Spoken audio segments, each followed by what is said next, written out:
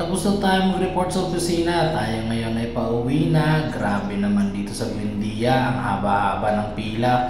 Ang init-init pa. Grabe naman tong Manila. Kailan ba uulan dito at namakanta tayo ng It's been raining in Manila. Hindi ka ba nilalamig? Andyan na yung LRT, hala. Sige, siksik, siksik. Ay, hindi pala masikip. Nakaupo pa nga ako, hanip, walastik. At tayo ay nakarating, Doroteo, siya binabaan ko, men. Ito namang sinusundan ko si ate, yung card niya niluwa ng machine. Grabe naman tong machine, ayaw kainin.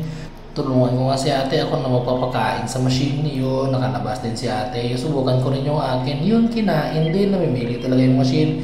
Dapat daw gwapo lang yung nagpapakain. Wow! Para din tong naiya, yung station connecting. Kaya lipat tayo sa station 2. Ay, nakapila pa rin. Grabe naman to, men. Sumakay tayo dito sa hagdanan na umaandar. Wow! Pagdating mo sa dulo, pila na naman to par. Grabe naman, men. Ayun, 35 pesos yung pera natin kasi 35 daw yung pamasahe papunta sa Marikina. Excuse me, yung ulo nyo yung nakikita. Paki-excuse naman. Ayun, 35. Nakikita nyo na yan. Marikina to Antipolo yan. 35 yung pamasahe. Marikina po. Thank you. Antipolo. Asul na naman yung card nila kanina, berde. Yan, pasok tayo yung may guhit na berde. Huwag doon sa X na pula. Papunta tayong Santolan, pasok na tayo, baka tayo mahuli pa. Ay naku, nahulog pa, madumi na, huwag mo nang pulutin. Baka hindi na to tanggapin. Ay, tinanggap pa rin. Yun, nakapasok na tayo. Sakay na naman tayo sa hagdanan na umaakyat pa rin. Sana wala nang pila, men. Wala na kang pila, antay-antay na lang din. Ang haba-haba ng tren, buti na lang sa loob, wala pang katao-tao. Kami pa lang yung papasok, kaya medyo maluwag yung pwesto. Pero di pa rin tayo upo kasi gentleman tayo eh. Tayo lang tayo, kaantay lang tayo na may magbabakante. Na-amaze ako kasi first time kong sumakay dito, tingnan nyo naman yung dulo. Parang uod. Ang ganda-ganda tingnan. Pero medyo nakakatakot. O diba amazing? Sana lang sa paglabas namin walang zombie. Ang tulad sa Tren to Busan. Tingnan nyo naman yung tanawin.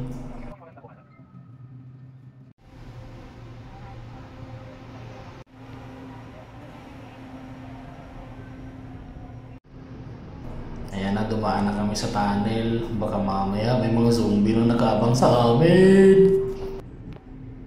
Lalabas na naman tayo. Huwag mo nang ipilit, men. Hindi talaga yan tatanggapin. Gwapo lang kasi yung pinipili ng machine.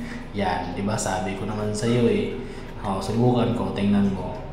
Ay, ayaw rin. Namimili na yung machine. Hindi na daw ako gwapo para sa kanya. Yung doon lang sa green. Grabe, amazing. Paglabas mo, Robinson's Place na agad yung dadatnan mo. Yan, dito tayo papasok. Maghahanap muna tayo ng makakainan.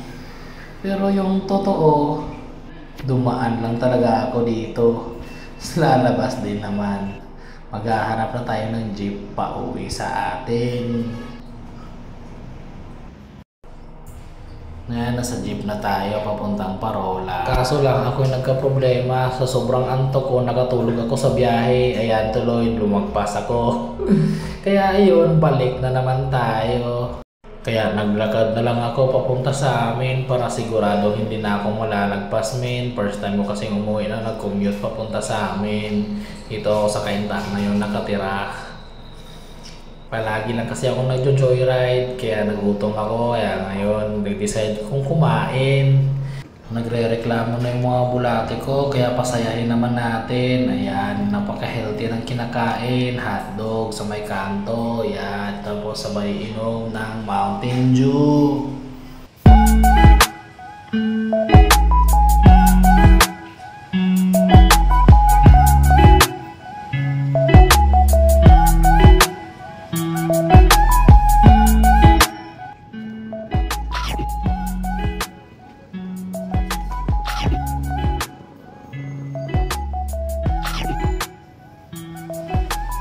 Grabe yung kikiam nila, ang daming laman, 20 pesos lang.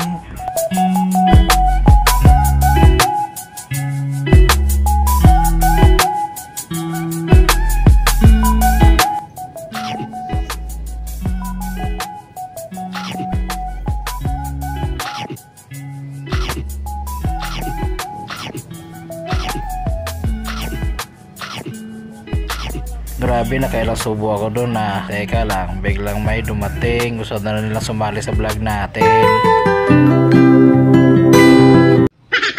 Sakay na tayo ng terminal ng tricycle dito sa may Parola, sa kasawayang palad na lobat cellphone ko, kaya hanggang dito na lang mga kalag, hanggang sa muli, paalam! Subscribe to Lani Brian!